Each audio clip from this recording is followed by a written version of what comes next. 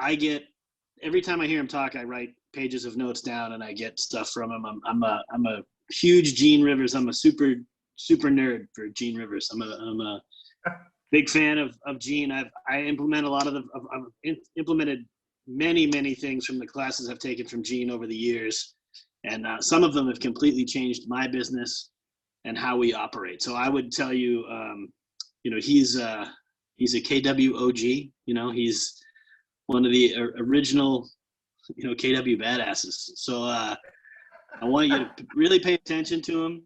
He has certainly changed my life in a lot of ways, and I think that he can absolutely do that for you guys too. So please pay attention, ask good questions. He's in a very different part of the country than us. He owns market centers, a construction business. He's a landlord. He runs a big team. He helps run the region. He's got all kinds of things that Gene does. So he's again, a wealth of information and just a tremendous human being. So a couple things we want to talk about is, Gene, how is everybody in your world right now? How's your family? Everybody good down in Florida? Everybody's good. Everybody's good. My youngest son has been stranded. He went out West Coast on spring break from college, and he got stranded out there in LA with his girlfriend. Poor thing. He's flying home this week. Right. We're finally getting him back home this week. So aside from that, everybody's good. Good. What does all this look like for you from your perspective? What is this environment that we're in? How does that, how do you think this impacts you and your other businesses and everything you're doing? And I just have to say, this is the second time this week that I've seen you rocking vintage Keller Williams stuff. I think at the last call you were on, you had a vintage hat on and a Star Power t-shirt, and the old logo. So I like that. Good work. So yeah. What's it look like for you? Well, this is not my first rodeo here. I've been in the business now 32 years, and I've been through a bunch of great times and a bunch of hard times. And, we've been hearing Gary say this is coming, a recession is coming. Nobody knew it would be precipitated by the coronavirus, but we knew a recession was due and it was coming. So my perspective on this, Nate, is there's two waves we're going to deal with, and we're all in the first wave, and the wave is the virus. And the virus came in and just shut down everything, the way that we were doing business. Everybody started January 2020 with a big business plan. Ooh, I'm going to rock it. Things are going great.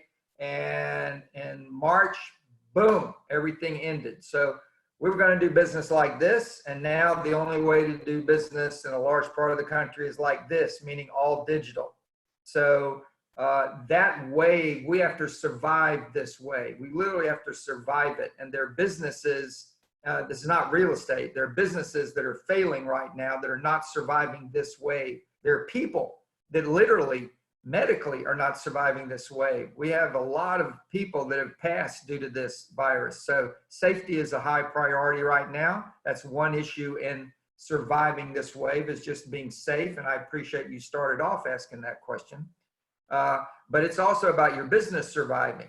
Some people are saying this is the new normal. This is not the new normal. This is not the new normal. This is a survival during this wave of the coronavirus. After that will be the second wave, and the second wave is economic recovery wave.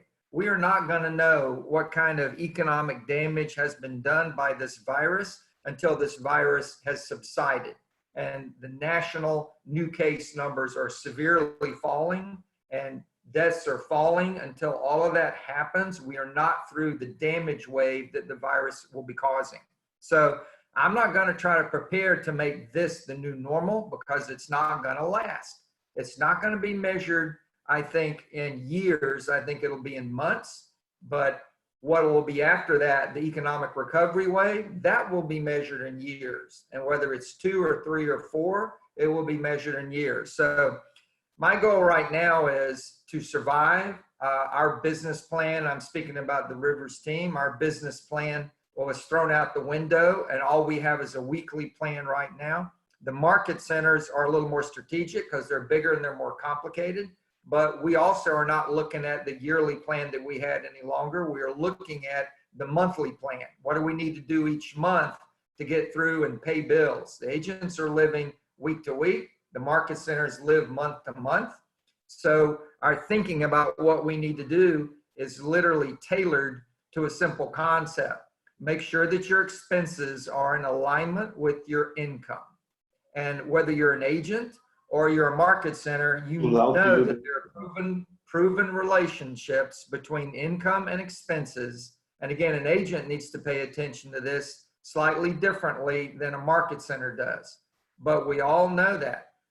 In the formula, in the red book, your expenses should be, if you're a single agent, your expenses should be no more than 20% of your income. So if your income is falling, you better pay attention to your expenses. If your expenses become 50% of your income, you're in serious trouble as an agent. Market center, expenses to income should be double. In other words, your expenses should be 50% of your income. If your income falls 40% and you haven't changed your expenses, you're in serious trouble. So it's a moving target, Nate. I don't know about what's happening in your states, but literally this week, the governor opened back up restaurants. The governor opened up certain businesses, not all businesses.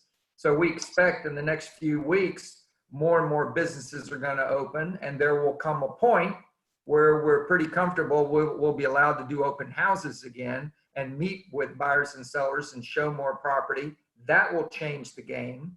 So we need to plan to make money now. However, we have to do it. Like mainly for us, it's been all digital, but we need to remember when we start to go back, we're not leaving the digital world totally. We are literally in the middle of a societal shift. And I don't think there's enough attention paid to that. With so many people that stay at home and so many people are working online on Zoom or a similar platform, the public is now being conditioned that the way you do business is with technology. The way you literally do business is meeting online, discussing the deal and reviewing the deal and signing the deal. People are doing that in lots of businesses now. So the reality is for us exiting this phase and going into the economic recovery, there are going to be a lot of consumers who will expect it to be normal that you say, why don't we schedule a meeting with you and your husband to talk about selling your home? You can be wherever you want because we'll do it on a Zoom call. Does that work for you guys? Oh yeah, it's awesome. Yeah, we love Zoom. And it's going to be the new norm with a large amount of consumers to do business in a digital way that we've not done until literally this past month. So I think the thinking is about the week and the month for the market centers, and then we'll rethink all of that when we get into the recovery wave. Are you growing right now? Or what are you seeing as far as future transactions? How's that being affected?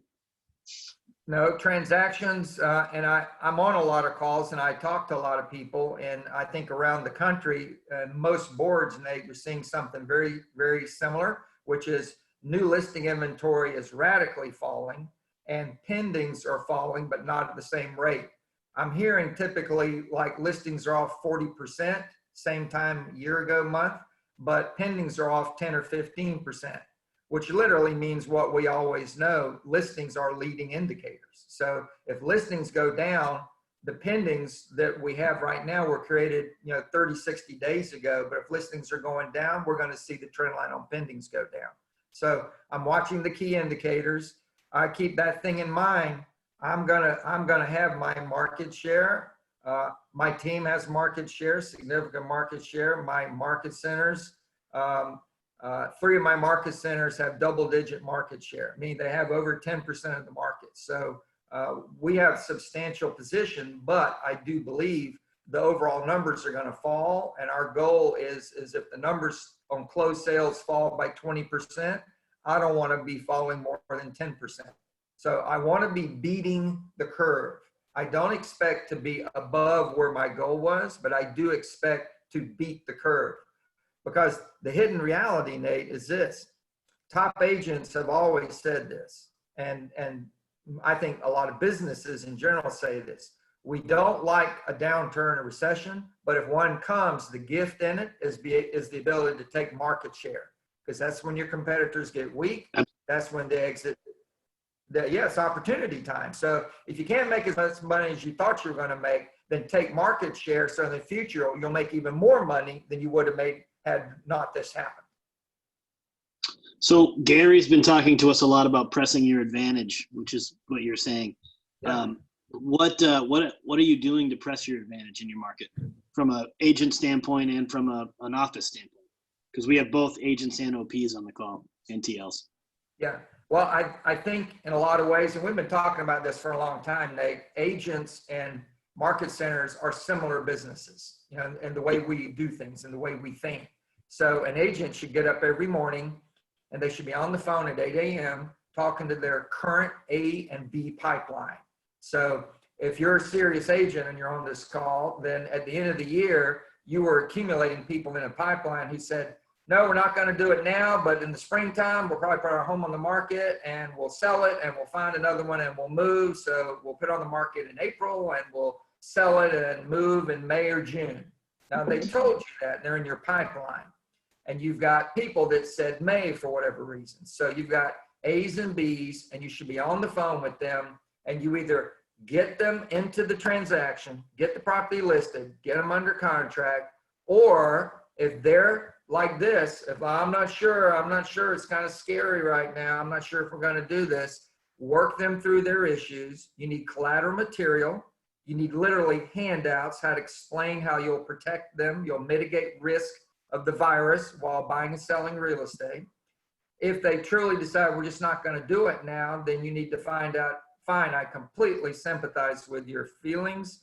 So let's talk about when will you do it? Well, we're just going to wait till this all blows over. And this is a key question. What does that look like to you when things blow over? Is that when restaurants are open? Or is that when schools are open? Or is that when stadiums are open and filling up with football fans? What does it look like to you when you'll feel comfortable about buying or selling real estate again? And then you park them, Nate, in your new pipeline. Now, with market centers, we need to be on the phone with our agents constantly every day. Market centers should be calling their agents and getting them into online Zoom training. We have masterminds daily. We have training daily. And of course, there's KWI's pivot training. There's so much advantage in KW for agents to get their mindset and their strategies and tactics lined up, but we got to get them dialed into it. I think a lot of our agents, because you and I are alike, Nate, we have market centers that number in the hundreds of agents. We have a large percentage that are mirroring NAR's members. They're just sitting back going, I don't know about all this. I just think I'm going to wait. They shouldn't wait. This is the market share opportunity time. They need to jump and get going now. And then, of course, the leadership team, specifically, the team leader needs to be on the phone, because now more than ever, a lot of our competitors are frankly quite weak, and it's very public, you know, with stock falling, with firing of large percentages of staff. I mean, Redfin, 42% of their agents gone. EXP, 70% of the staff gone. You know, Realogy, the deal with Cardis collapsed, and I'm sure Realogy already spent that money mentally. I mean, their debt service is $1.2 billion, right? So the leader of Realogy took a 90% pay cut, and every one of his direct reports took a 50% pay cut. This is weakness. This is blood in the water. No offense. They're very lovely people. You know, I respect them. But the fact is, a team leader's got an awful lot to talk about in terms of doing the audits with outside agents, because the ability to get support and growth out of their own franchise or their own brokerage is not nearly as strong as it was at the start of the year. In fact, some of them are literally collapsing, like Redfin, you know? Right. So it's on the phone, right. on the phone, getting engaged with people, Zoom calls, engagement. So I think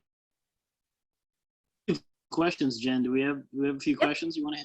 Yeah. Mr. So Rivers going Absolutely. Going back to the expenses, you said get expenses in line with your income. And Kathy is asking, because Gary mentioned this at his masterminds this past week about cutting the fat and the meat and not cutting the bone. So her question is, how do you balance cutting the fat and the meat and not cutting the bone? Well, I think the very first thing that you have to do from a market center point of view, and if you're a large team, it's the same strategy. You need to sit down in the market center, the OP, the TL, and the MCA, and I literally would expect this to be about 4 hours long, and you need to go line by line in the budget. And the OP should be the black hat in the meeting. Convince me we have to spend that money. Tell me why it's cutting bone if we cut that expense. Tell me why. So it literally is a painful exercise. It's pressure, and it's none of this is personal. It's pressure from the OP to make the leadership team justify that expense. And a lot of the line items, as you know, are roll-ups. So there's several items often in a single line item on a P&L, and you're going to have to take the time to drill down into each and every one of those. If you are projecting a fall of revenue by 20%, and I'm just throwing numbers here, but if you're projecting that, you better get at least 20% or more cut out of your budget, or you won't be in alignment. And if you're not in alignment, you're heading to trouble. And this is another hard thing to accept, but if your reserves aren't what they're supposed to be, at the same time you're cutting budgets, you need to be taking revenue and plugging it into reserves. Because there's a dark side, which is the money we're making in April and May, and most offices had a really good, decent April, but May is not looking like that, and June is looking worse. So if that's happening, you better start squirreling away reserve money while you've got it. So it's hard to say. And you know, Gary last month talked about, you know, putting some money into prepaids, you know, so don't distribute your profit, pay some expenses in advance. I think in addition to that, I think you need to be squirreling away reserves, just hard cash in the bank. So we're building them up. We stopped distributing profits, but we already had 6 months reserves in our account. So we're feeling pretty good about our reserve account. But everybody should have applied for the PPP. And if you haven't gotten it, you're running out of luck here, but you know, you need to do what you can do to get it. We're lucky we got PPP in every business that we applied for it for. So we put that money aside into reserves. I'm not spending that money. I'm reserving that money in case I need to spend that money. And so on the flip side of this, for an agent, what is the one thing that they could do in their expense if they're looking at line by line to make sure that they're not cutting their bone, but cutting the meat and the fat? Yeah, an agent's got a certain amount of hardcore expense. They're just not going to cut your board dues, your MLS fees, you know, yard signs, business cards. There's hard expense, but the good news is it doesn't add up to a whole lot. So an agent's hardcore, a single agent's hardcore expense should be about 15% of GCI. Out of that, the biggest chunk is lead gen, which is 10%, and you should be cutting lead gen by 50% or more if you will go all in on command. The savings is huge. The production is high. One of the opportunities, again, is to take market share, and one of the market share opportunities is lead generation dominance. And what is really not clear, I think, to a lot of KW agents is the power of running commands, campaigns. The margins using their logarithms are incredible. We're spending about $1.30 to $1.40 per qualified lead through command. We have been spending about $47,000 a year on internet lead generation. And I mean, for over a decade, we would spend 40, 50 grand a year on internet lead gen. And now we're estimating for the same lead flow, we're going to spend about $6 grand. So, and that's mainly on just the sheer $10 weekly ad budgets on every listings video posted on YouTube, promoted through Facebook to all of our sphere on Facebook, as well as direct mail to our email to our sphere and past clients and asking them to share with their family and friends. And if we do ad dollars, it's $10 a week per video, and that is just streaming in lead flow. And as a sidebar issue, I really think the market of the moment is for agents to get heavily engaged in video, heavily engaged. What's going on right now culturally, again, is not only are people working through digital platforms and getting highly accustomed to document sharing and document signing and group meeting, they're getting really used to that and they like it because it's effective and efficient. But in their downtime or when the company's not watching, they're also watching videos like they've never watched videos. And YouTube, 5 weeks ago, YouTube came out, no, 4 weeks ago, YouTube came out and said, due to the incredible volume of video being watched, we are no longer capable of streaming high definition video. We can't do it. We're pulling the plug. All video is now going to be standard definition. And then when you look at, and this was 5 weeks ago for me, I saw an agent first post about virtual open houses, and I started sticking my nose in it. And when you talk to people around the country that are doing virtual opens, the viewership is in the hundreds, and some people it's in the thousands. And that simply says this: there's a massive appetite for real estate information that the general public has, and it's not being fed. So they're hungry, they're voracious about it. So I would encourage people to understand the need to get into video. The lead generation plus programs I've been running for the last few years around the country, I've been talking to everybody about you need to get into video. You need 2 channels on YouTube.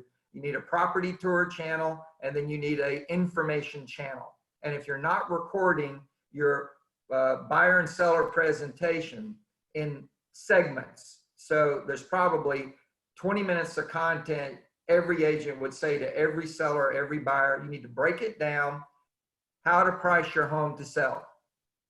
10 questions when choosing a realtor. How to get your home ready to sell, 35 tips. What a buyer needs to know about the inspection process. I mean, all of this stuff, you need to be writing it out, recording it. Everybody watching this knows this stuff. You don't have to learn anything new. You just need to think about what you would say to every buyer and every seller. 2 to 2.5 minutes maximum. Make them fun. They don't have to be fancy. You can shoot them on this fantastic camera that you've got inside your phone, and then edit them, and then post them, and then send a link out. Hey guys, I just created a new video on getting your home ready for sale. I'd love to get your feedback. Please check it out. I'll see you on YouTube. Enter. And then they click a link and they go to YouTube because it's on YouTube and not just live stream on Facebook. You're going to get juice on Google since Google owns Facebook and wants your video on YouTube. A lot of this is very strategic right now. You can still put the video on Facebook, but host it and place it on YouTube and build those channels out. So that is a market of the moment that agents need to jump on, because when people basically go back to work and they start being in the offices, they're not going to be watching as much video. So you have this window of time to grab market share like you've not seen before. Wow, that was a lot of good stuff in there. I hope you guys are taking notes. Nate, did you have another question? I saw you come off mute. I was just going to ask if he completely migrated to Command. Gene, have you done that? Completely migrated over the whole team? Our database is loaded. We are working through Command. We are not fully integrated yet because of some strategic issues with tracking and sourcing our lead flow to our agents. But we literally, they're fixing it right now, and we are spending an hour a day, every day with our team on Command, an hour a day, and I'm bringing in outside speakers, and I don't mean live, I mean through Zoom calls. We're bringing in live speakers to talk to our team for 2-hour segments about Command. So we're not sitting back and being passive. We're not trying to learn it ourselves. We're trying to get people in to instruct us for 2 hours how to do it. And then we're going to work on it every week for an hour a day. And then we're going to bring in somebody else to talk about it. And then we're going to do it. And then we're going to work on it for an hour a day, every day. We're going to get there, buddy. Good. That's great. Awesome. We have a couple more questions. Can you share with everybody your YouTube channels so that if someone wants to tune in and really see what you're doing, they can check it out? Well, I would tell you to go online and in your own, here's what you need to do. You really need to go in your own market area, and you need to go search on YouTube for videos that your competitors are doing, because some of you are asleep at the switch. You don't know what's going on in your own backyard. Don't look at what I'm doing in Florida. You need to look at what people are doing in your own backyard. And then I would start with that. And I would go to KW Video and look at some of the stuff that they've already created.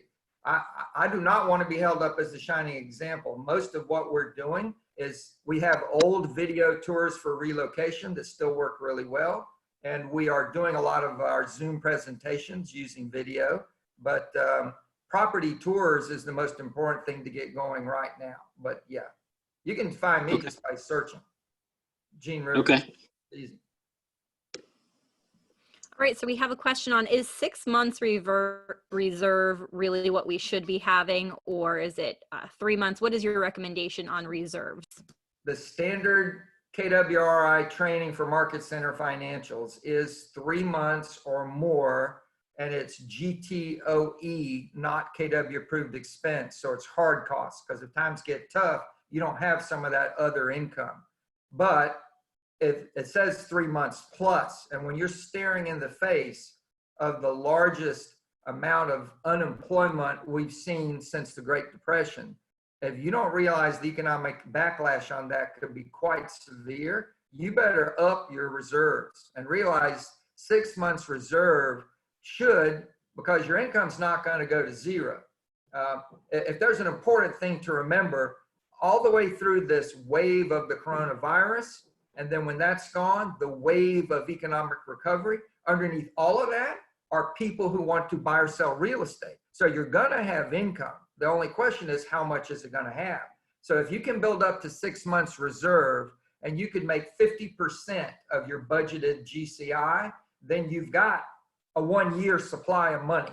Does that make sense? Because 6 months of cost at 50% a month I have to tap is a whole year's worth of money. Right? Yeah, so absolutely. I would get to 6 months. Love it. Okay, and then a quick question on your videos. Are you using a specific app or anything to create them? Was in the chat.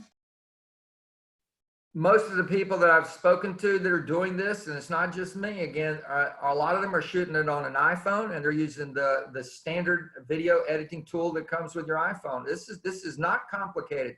People are getting that kind of granular questions like, what editing software? Shut up, go shoot a video on your phone. You're all doing it all the time anyway. Just go shoot a video, and unless it looks totally lame, post it.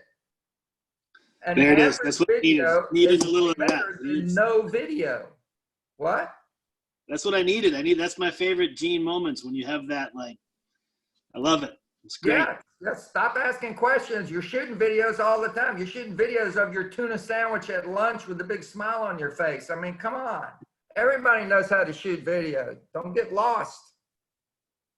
My wife and I, right before this, my wife and I sat down and shot a video to send out to our offices literally at noontime.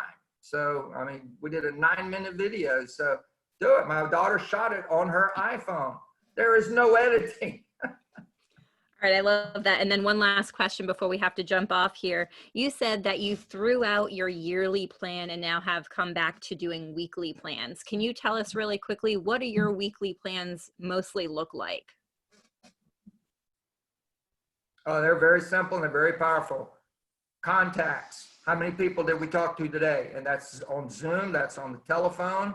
Some of it's face-to-face. In my market, we have some limited face-to-face involvement, but it's not a lot. It's mostly all about texting, phoning, emailing, and Zooming. You need to be on communication. When times get really funky, it's more communication, more than you've ever done. So number one is contacts. Number two is how many Zoom appointments did we do?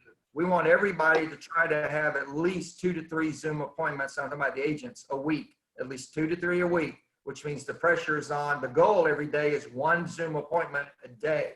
And out of that, if they can get 2 or 3 a week, then they'll be on target for selling 30 to 40 properties a year. So it's staying on top of appointments, and then it's rebuilding the pipeline. So how many clients are now in your pipeline? You've been talking to all your sphere, you've been having appointments. How many have entered the pipeline now? They're going to buy in May, June, July, August. How is your pipeline growing? And then the last thing is fully executed contracts.